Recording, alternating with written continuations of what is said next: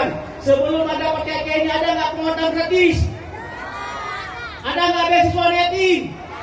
Ada nggak rumah bantuan duafa?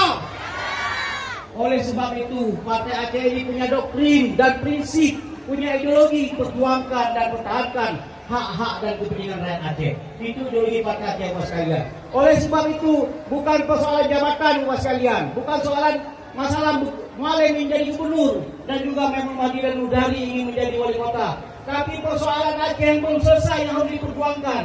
Kita butuh orang-orang yang paham dan mengerti tentang Aceh ini dan tahu bagaimana Aceh ini. Kita butuh orang-orang yang setia dan cinta kepada Aceh ini.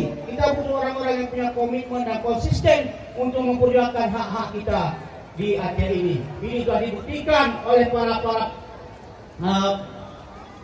pemimpin-pemimpin kita termasuk Mualim sampai hari ini. Mualim ditawarkan jadi menteri oleh Prabowo.